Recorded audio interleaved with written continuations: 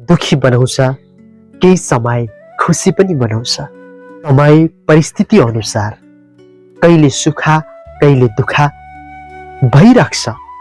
बस स्वीकार नसक्ने आफूभित्र शक्ति बनाउनुस्, सकारात्मकता बढाउनुस्, आफूलाई सकारात्मक दृष्टिकोण बनाउनुस्, स्वीकार्नुस्।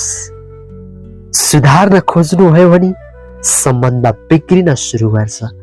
स्वीकार्न सक्नुभयो भने दुःख यस्तै हो, कहिले आउँछ कहिले जान्छ, कहिले सुखा कहिले दुखा, कहिले घाम कहिले पानी, कहिले दिन कहिले रात। यो प्राकृतिकको नियम। आफ्नो व्यक्तिले दुःख दियो भनेर हतारमा निर्णय नगर्नुहोला, किनकि त्यो दुःख सधैँभरि उसले दिइराख्दैन क्या। केही समय दुखी बनाउँछ, केही समय खुसी पनि बनाउँछ। समय परिस्थिति अनुसार कहिले सुखा कहिले दुखा भइराख्छ।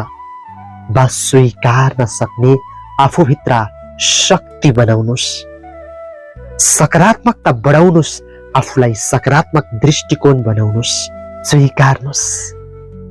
सुधार्न खोज्नुभयो भने सम्बन्ध बिग्रिन सुरु गर्छ। स्वीकार्न सक्नुभयो भने दुःख यस्तै हो, कहिले आउँछ कहिले जान्छ, कहिले सुखा कहिले दुखा, कहिले घाम कहिले पानी, कहिले दिन कहिले रात। यो प्राकृतिकको नियम हो।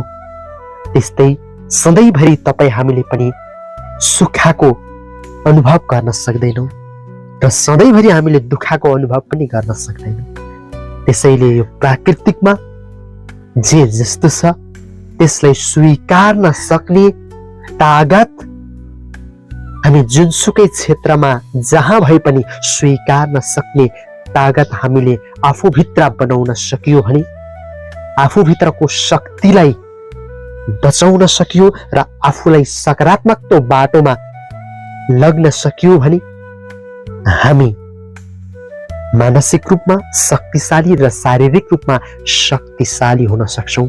जुनसुकै कर्म गर्दा पनि, जुनसुकै व्यक्तिसँग पनि हामी खुसी आनन्दित भएर ऊर्जावान सकारात्मकता भएर काम गर्दाको मजै अर्कै हुन्छ। यही हो जिन्दगी।